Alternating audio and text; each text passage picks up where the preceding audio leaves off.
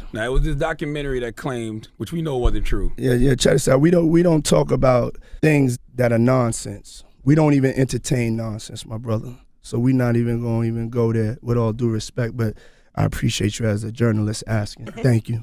Because listen, 7 years ago, I'd have been like, yo, did you hire somebody to kill Pac? But no, you do it like a journalist. Yeah. No, I mean, we wouldn't even get into nonsense like that.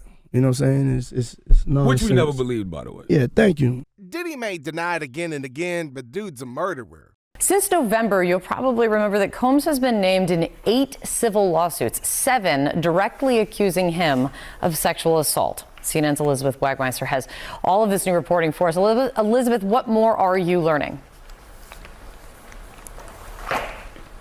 Good morning, Kate. So this is obviously the biggest escalation since those March raids on Diddy's homes in Los Angeles and Miami. We are now hearing that federal investigators are preparing to possibly bring witnesses in front of a federal grand jury in New York City. What we have heard is that possible witnesses have been notified that they could be called to testify.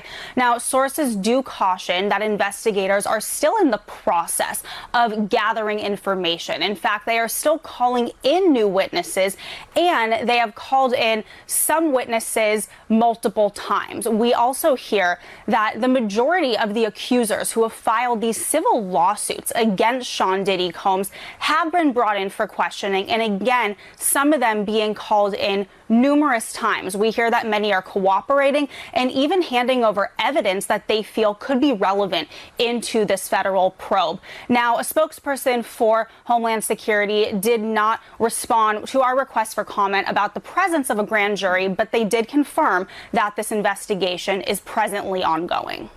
And Elizabeth, what are you learning about the evidence that investigators could be reviewing here?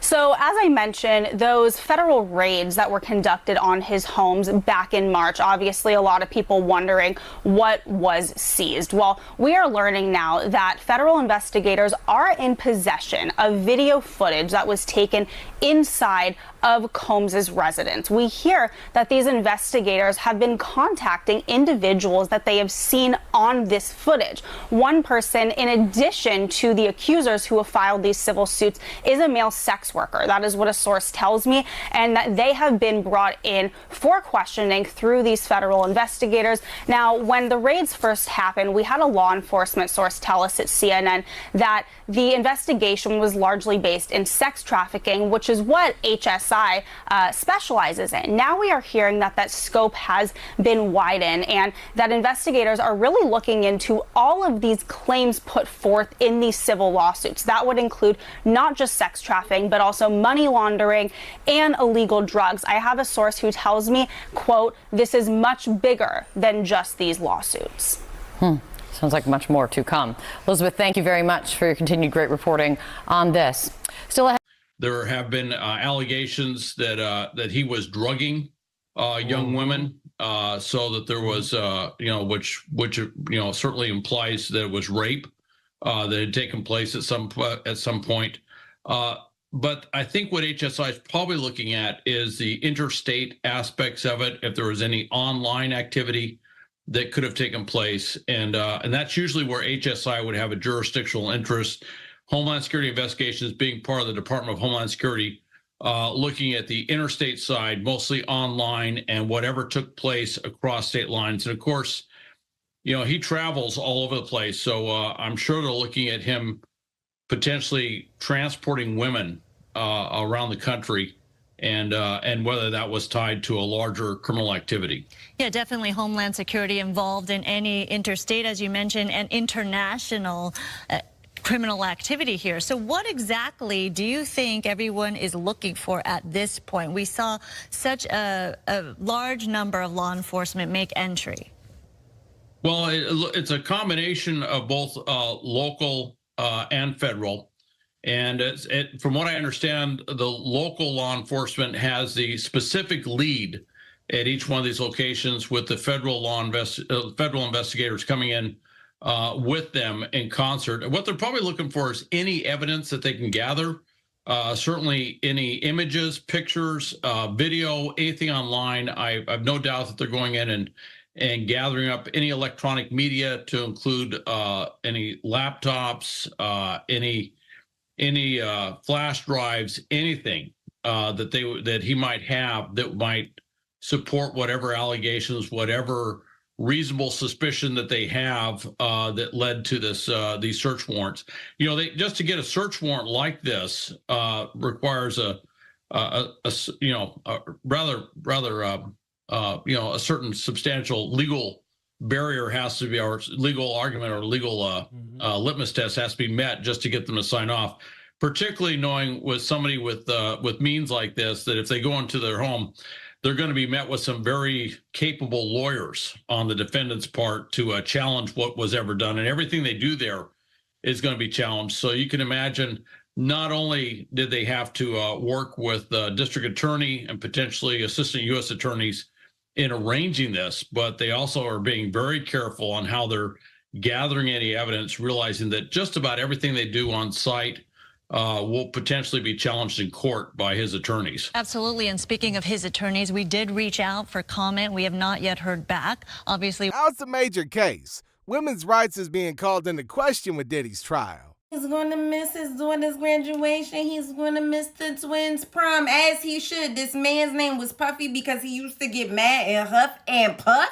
And this is what we've been calling him. This man deserves to be in a kennel, not at a graduation. Let's chit-chat. Word on the curb is that they don't got evidence of Mr. Papa Diddy Pop victimizing a male schmex worker, right? So I need Chance, Delilah, and Jesse to all get used to the fact that Daddy's gonna be in jail. Means that this, unfortunately for them, is the new normal. And I hope that this man set his kids down and was like, sorry, Daddy is a monster and his skeletons is jumping out the closet. Hate that this has to affect you. Feels like a good time to remind y'all that Chance and the twins, yeah, they're only 5 months apart. And I know you're like, what does that have to do with anything? I don't know. I think it just paints the picture that not only is this man a monster, but he's a fuckboy. Quincy, the son right next to Mr. Papa Diddy Pop, he's the one that really belongs to Al B. Shore, and he scrubbed his Instagram page of everything. Now, you know, Quincy be on his little music thing and his content creation, so I don't know that that has anything to do with some sort of rollout, but again, there's no evidence of his stepdad. I'm very interested to see what comes of Hakeem Lyons, and I know you're like, Hakeem, yeah, his real name is Christian Combs, King Combs, whatever he liked to go by,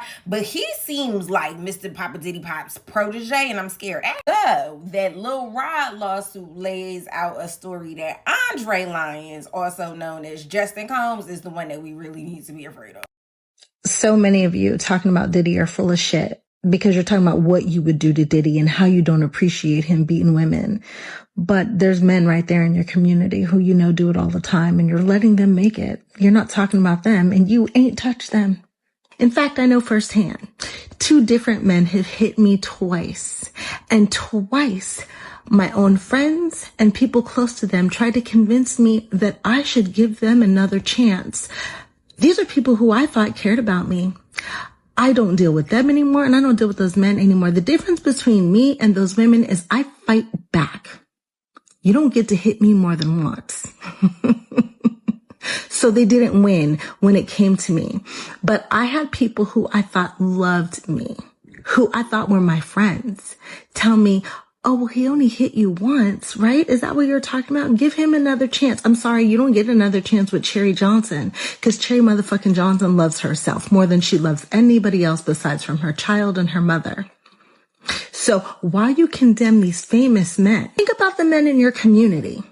Think about the situations that you need to correct, or the women that you need to apologize to, because that's really what affects your life more than Diddy. Just saying. Just because you know them or you're friends with them doesn't mean they have the same relationship with you that they do the women who are romantically involved with them.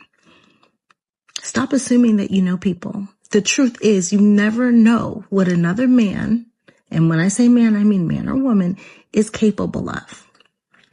Because you hit me, I'm going to beat your ass. And most of you are not going to think I'm capable of that.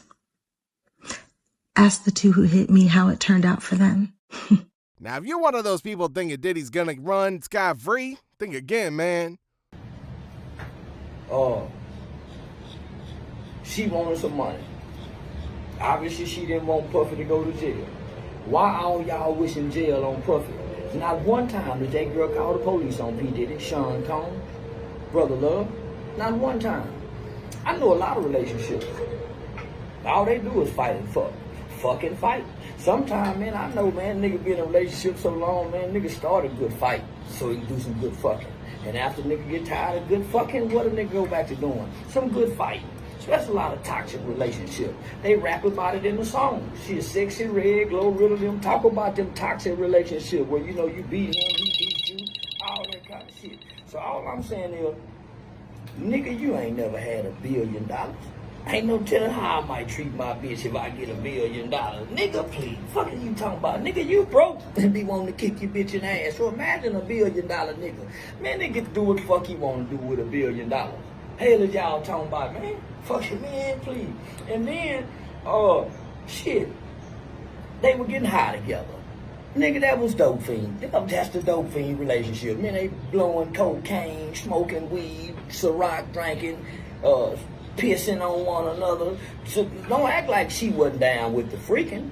She was down with the freaking too. Nigga, she was, man, that hoe was taking dicks. Man, he wasn't making her do that. Nigga, that shit was fun for her too. It just wasn't fun when the coin flipped. It's always two sides of the coin now. She wasn't complaining about the fun part. So no, bitch, the rain falls on the just too. Just like the sun shines on the unjust. And I'm just saying, $1 billion, Puffy.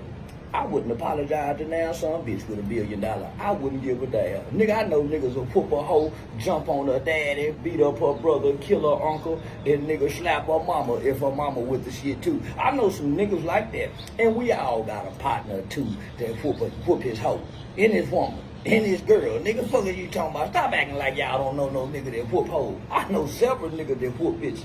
And don't say nothing to them about it. And if y'all don't think he shouldn't go to jail at all, you got another thing coming.